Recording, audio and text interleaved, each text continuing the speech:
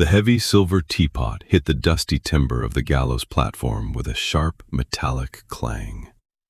Clara stumbled backward, her breath catching in her throat as her uncle's heavy leather boot shoved her toward the edge. Mayor Sterling stood before the gathered crowd, his face twisted in a mask of righteous fury as he pointed a trembling finger at her. He called her a thief, his voice booming across the sun-baked town square of Oakhaven so everyone could hear. He claimed she had stolen the family heirlooms from his manor, the very house where she had slaved away in the kitchens for years.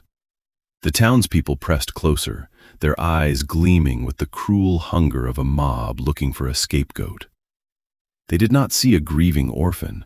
They only saw the plus-size maid who had always been the butt of their jokes. Sterling leaned in, his breath smelling of cheap whiskey and expensive tobacco, as he spat his next words directly into her face. He called her a gluttonous burden, shouting that her endless appetite had finally driven her to rob her own flesh and blood. He told the crowd that her massive body was a curse on his household, a shameful sight that he was finally purging from this town. Clara clutched her worn, patched apron, trying to pull the thin fabric over her wide hips as the laughter started. A local blacksmith shouted a vile joke about her size, and the tavern women cackled, nodding in agreement with the mayor. Tears cut clean tracks through the dust on Clara's burning cheeks as she looked down at her bare, bruised feet. She had not taken a single coin, let alone the family silver, but her uncle wanted her gone, and he wanted her destroyed. Sterling grabbed her by the shoulder of her oversized, faded dress, ripping the collar as he dragged her down the wooden steps. He threw her into the dirt at the center of the square, declaring her exiled and forbidding anyone from giving her a crust of bread. A young boy, eager to please the town's elite, scooped up a jagged, heavy stone from the street and pulled his arm back. The rock sailed through the air, grazing Clara's forehead and leaving a hot, stinging line of crimson that began to drip down her temple. She closed her eyes, bracing for the volley of stones that was sure to follow, curling her large frame into a ball to protect herself. The crowd roared, lifting more rocks, ready to drive the unwanted, broken woman into the unforgiving desert without a single cent to her name. Then the ground began to vibrate. A thunderous, rhythmic pounding echoed down the main street, growing louder and faster by the second, cutting through the mob's bloodlust.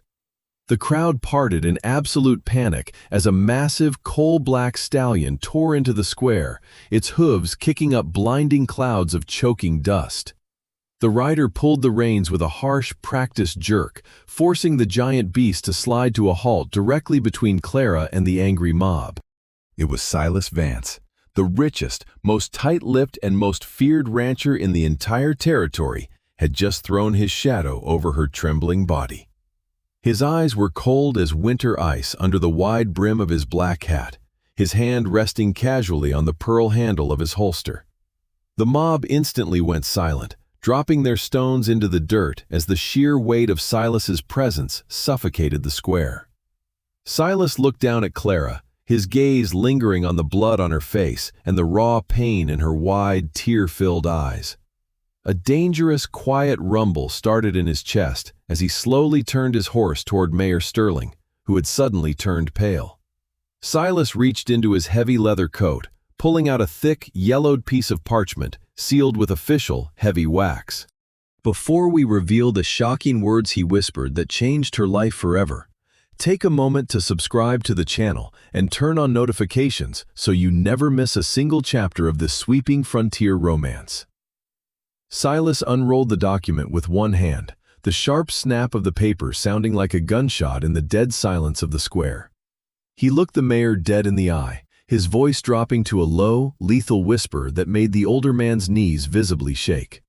He told Sterling that the game was over, and that every single lie he had told for the last 10 years was about to burn to the ground. Silas did not wait for the mayor to find his voice, staring him down until Sterling took a shaky step backward. The heavy parchment in Silas's hand fluttered in the hot desert wind, a legal document bearing the official seal of the territory's capital. Clara remained in the dirt, her heart hammering against her ribs as she looked up at the broad, imposing back of the rancher shielding her. The townspeople whispered among themselves, their previous malice suddenly melting into a tense, suffocating curiosity. Silas reached down, his massive, calloused hand gripping Clara's arm with surprising gentleness as he hoisted her effortlessly to her feet. He didn't care about the mud staining her dress or the way her heavy frame made the local women sneer in disgust. He planted his boots firmly in the dust, keeping one hand on his Colt revolver while his gaze swept over the cowardly crowd. He told them all to look closely at the woman they had just stoned, because they were looking at the true owner of the ground they stood on. Mayor Sterling forced a hollow, booming laugh, adjusting his silk vest as he tried to regain his footing in front of his voters. He claimed Silas was losing his mind, asserting that Clara was nothing but an ungrateful, oversized orphan living on his charity. Silas didn't blink, stepping forward until his towering shadow completely swallowed the trembling politician. He raised the document, reading aloud the legal terms of a secret trust established by Clara's late father before his mysterious death. The words cut through the square like a razor, revealing that Clara was the sole heir to the Oakhaven land charter and the upcoming Western Railway expansion.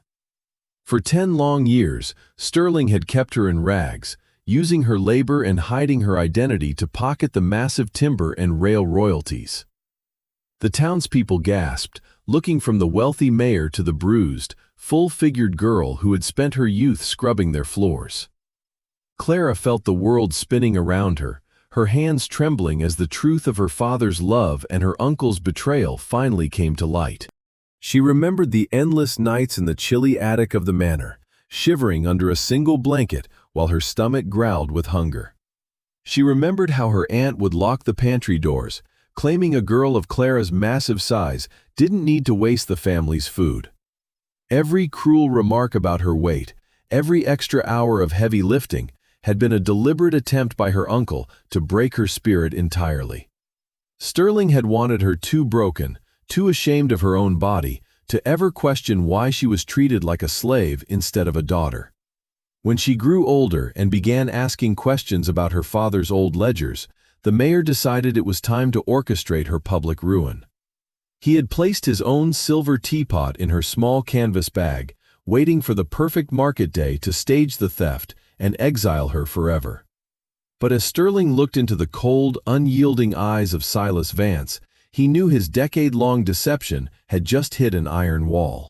Silas leaned down from his saddle, his voice dropping to a low, menacing growl that only the mayor and Clara could hear clearly. He told Sterling that every cent he had stolen from his niece would be repaid in blood or federal prison time. The mayor opened his mouth to order his town marshal to arrest them both, but the marshal stood frozen, staring at Silas's private army of cowboys. A dozen heavily armed riders from the Vance ranch had silently filled the entrances to the square, their Winchester rifles resting across their saddles. Silas turned his horse back toward Clara, his hardened expression softening just a fraction as he looked down at her full, sun-flushed face. He extended his gloved hand to her, offering her a way out of the dirt and away from the people who had spent years degrading her. He told her that her time in the dirt was officially over, and that it was time to go home to a place where she would be respected.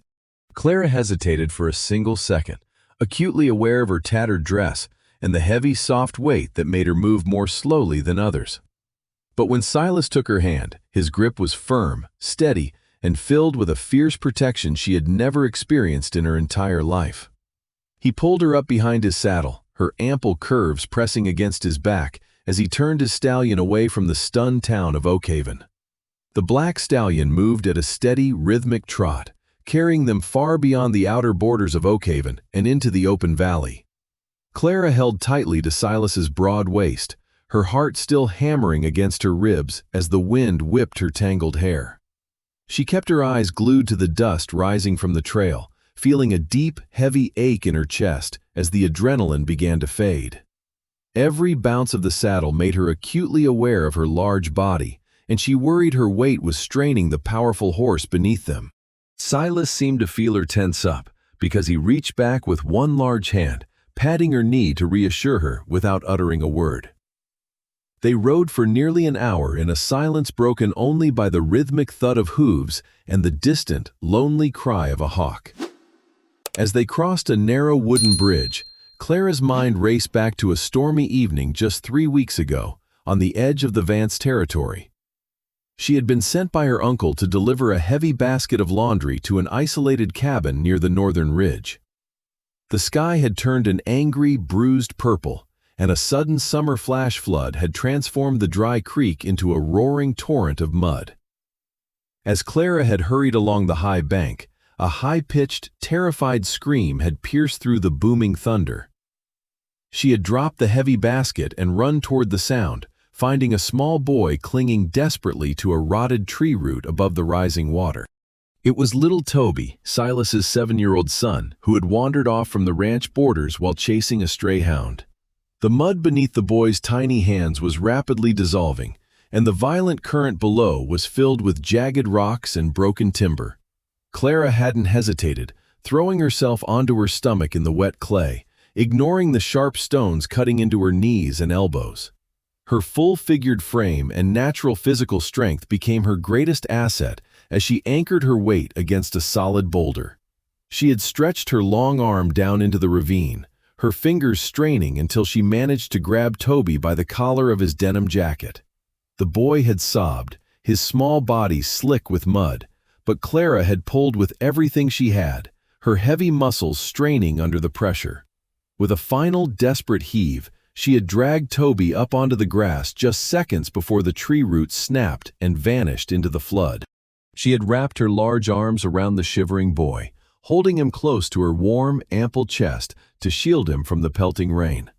Silas had arrived minutes later with a frantic search party, his face pale with a terror that few had ever seen on the hardened rancher.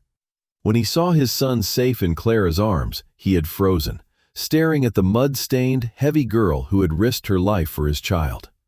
He had taken Toby from her, but his intense, dark eyes had remained locked on Clara as she stood up, trying to smooth her soaked, ruined dress.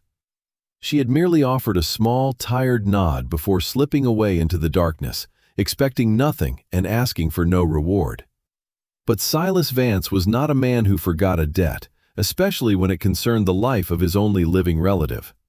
That selfless act had prompted the stoic rancher to quietly investigate why the mayor's niece was treated like a common scavenger.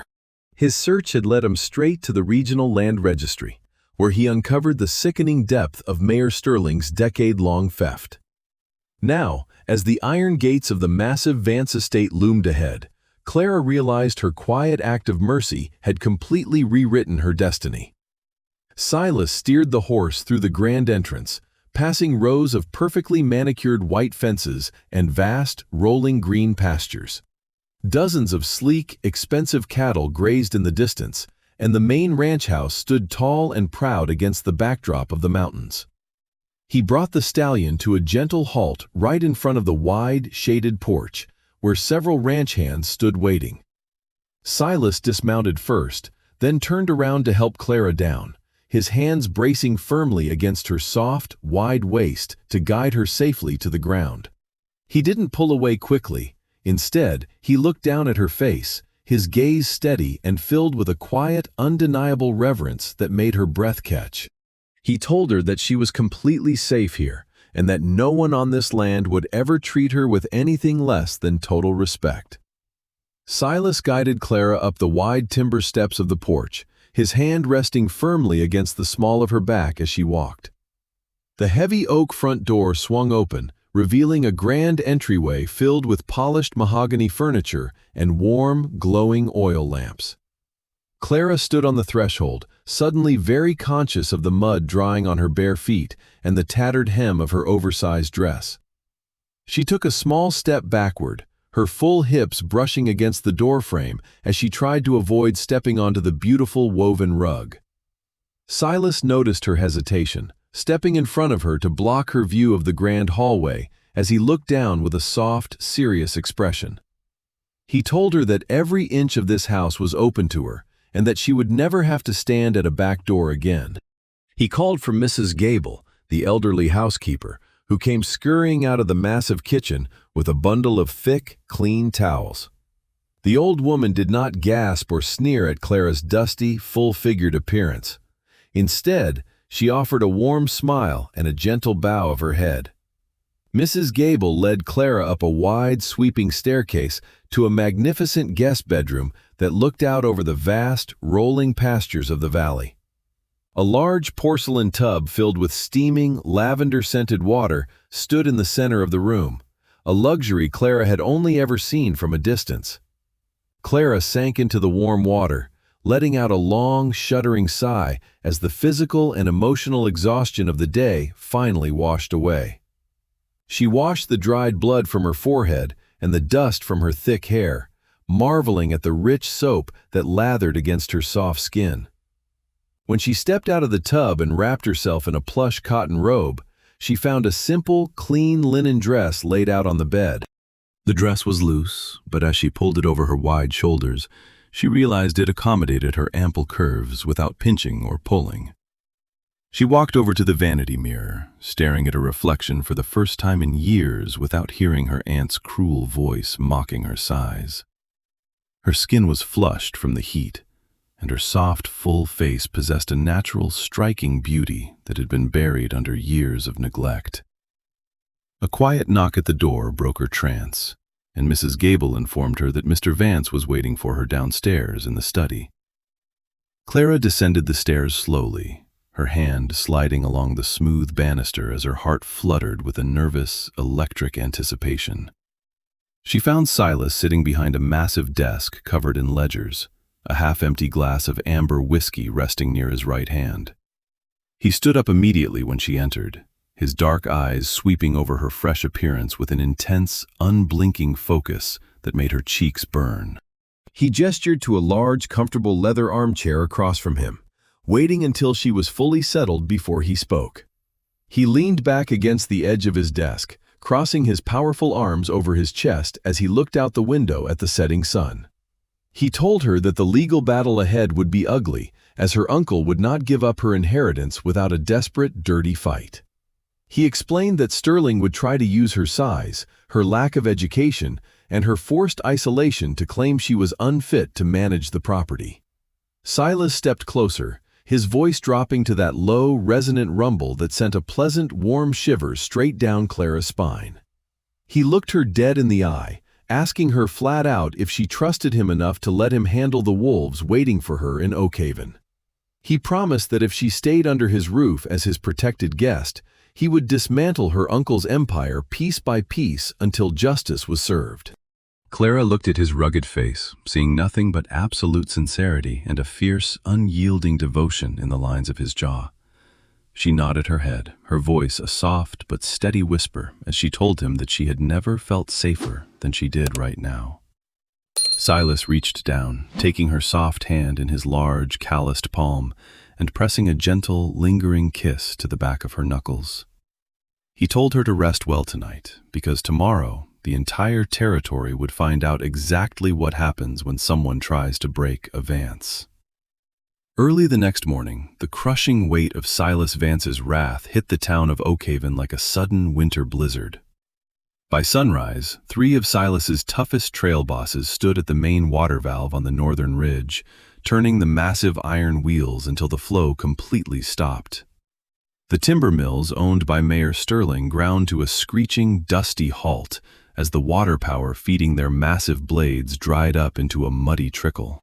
Down at the railway junction, a dozen Vance cowboys blocked the cattle pens, refusing to let a single one of the mayor's commercial shipments board the trains. The town's merchants gathered on the boardwalks in absolute panic, realizing that Silas was suffocating the local economy to punish one single man. While the town choked on its own greed, the atmosphere inside the Vance manor was entirely filled with an unfamiliar, breathless luxury. Clara stood in the center of the grand parlor, her heart racing as a high-end tailor from the capital unrolled yards of the most expensive fabrics she had ever seen. Silas sat in a nearby armchair, slowly sipping his black coffee while his intense, dark eyes watched every single movement of the measuring tape. The tailor nervously ran the silk ribbon across Clara's full, rounded shoulders, over her deep bust, and down the wide, soft sweep of her ample hips. The tailor hesitated, clearing his throat as he softly suggested using a heavy, restrictive corset to minimize and compress her large frame. Silas slammed his coffee cup onto the mahogany side table with a loud crack, the sudden sound making both the tailor and Clara jump. He stood up, his towering figure throwing a long shadow across the room as he stepped closer to the trembling craftsman. He told the tailor in a low, dangerous growl that he was not paying for a cage, but for a gown that celebrated every single inch of her beauty.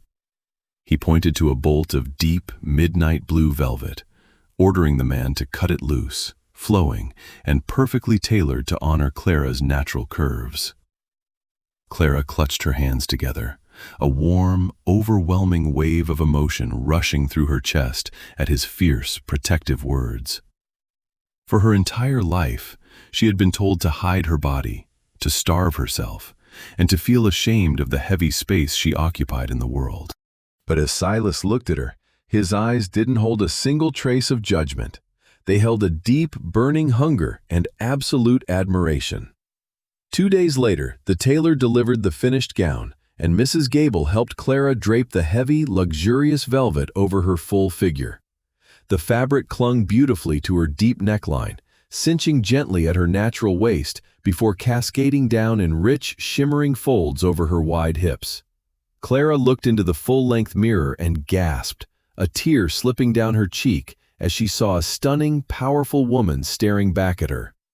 She walked down the grand staircase, the velvet rustling softly against the polished wood as Silas waited for her at the bottom. Silas froze, his hand stopping halfway to his hat as his breath hitched sharply at the magnificent sight of her descending toward him.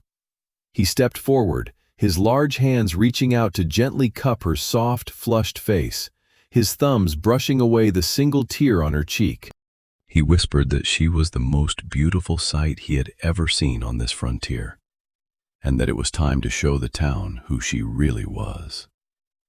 He led her out to an open, luxurious leather carriage, helping her up with a reverent care that made her feel like absolute royalty. As they drove back toward Oakhaven, Clara felt no fear, only a profound, unshakable strength radiating from the powerful man sitting right by her side. The town square was packed with angry, desperate citizens who had spent the last 48 hours losing thousands of dollars due to the blockade. Mayor Sterling stood on the steps of the town hall, shouting at his marshal, his face purple with rage and financial desperation. When Silas's grand carriage rolled into the center of the square, the entire crowd went dead silent, parting like the Red Sea.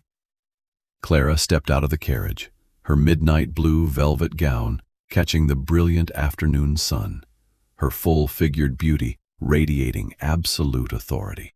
The local women who had laughed at her rags now stared with open mouths, their eyes wide with envy and utter disbelief at her transformation. Silas stepped up beside her, resting his hand on his holster as he looked out at the silent, trembling crowd of Oakhaven. He announced to the entire square that Clara was no longer a servant and that every debt owed to her would be paid before the sun went down. Mayor Sterling spat into the dirt, his hands trembling with rage as he gripped the wooden railing of the town hall steps.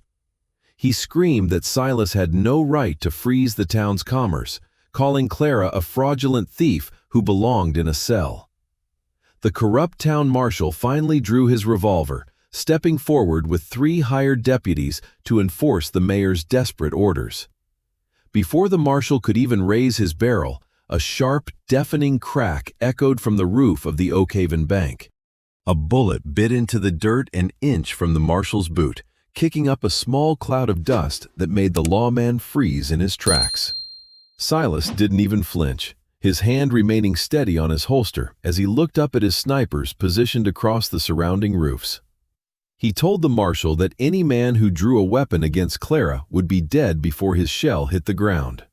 From the shadows of the alleyways, a dozen ruthless mercenaries hired by the mayor suddenly stepped into the light, their rifles raised. Sterling had emptied his personal safe to bring in these outlaws, desperate to destroy the legal will and bury Clara's claims forever. The townspeople shrieked, scattering into the stores and diving behind heavy rain barrels as the square turned into a deadly trap.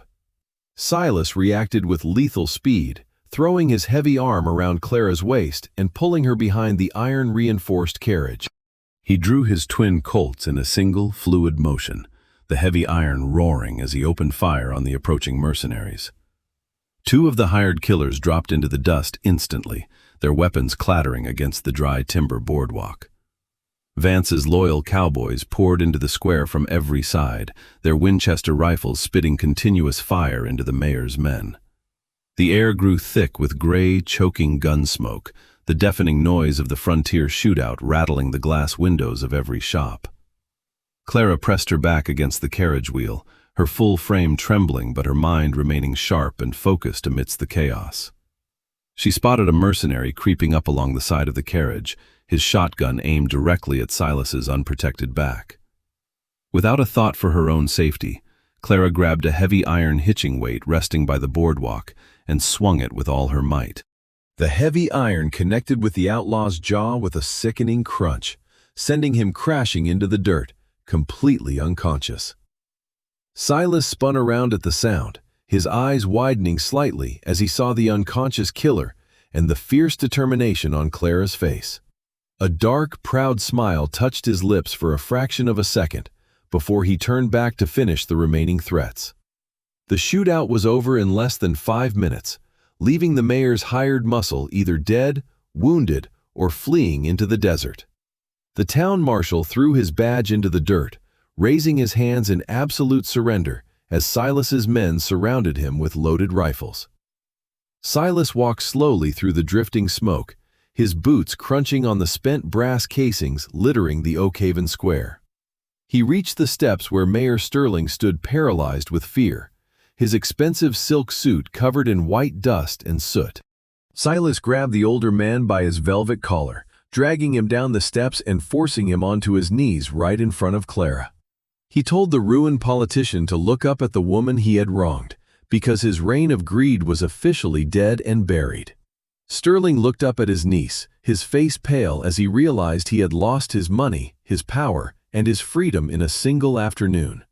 Clara looked down at him, her midnight blue velvet gown pristine, her full-figured stature radiating a dignity her uncle could never buy. She told him quietly that she didn't want his blood, but she wanted every single acre of her father's land returned by sunset. The setting sun cast a deep, crimson glow over the Oakhaven town square, painting the sky in the colors of a fading empire. By prime order of the territorial judge, who had arrived under the heavy escort of Silas's men, the transfer of deeds was finalized right there on the blood-stained wood of the gallows platform. Mayor Sterling's signature was a shaky, pathetic scrawl on the official parchment, stripping him of the land, the timber contracts, and the railway shares he had stolen. Two federal marshals stepped forward, clamping cold iron shackles around the disgraced politician's wrists and dragging him toward a waiting prison wagon. The very townspeople who had thrown rocks and shouted vile insults at Clara just days ago now stood in a silent, trembling huddle along the boardwalks. They looked at her magnificent midnight blue velvet gown, which perfectly framed her full, soft shoulders and elegant, ample curves, making her look like a queen ruling over her domain. Silas stepped up beside her, his massive frame a towering wall of pure iron and unyielding devotion as he wrapped his arm firmly around her wide waist. He looked out at the crowd, his deep voice booming through the quiet square, carrying a weight that made every treacherous heart skip a beat. He announced to the entire valley that from this day forward, Clara was the sole landlord of Oakhaven, the owner of the railway, and the future mistress of the Vance Empire. He told them all that any man, woman, or child who failed to show her the absolute highest respect would answer directly to his twin colts and his army of riders. The local merchants and tavern women instantly bowed their heads, their previous malice completely replaced by a desperate, scraping desire to stay in her good graces. But Clara didn't care about their shallow fear. She turned her eyes toward Silas, her heart swelling with a love so deep it took her breath away. For the first time in her life, her large body was not a source of shame or hiding, but a symbol of strength, beauty, and absolute victory.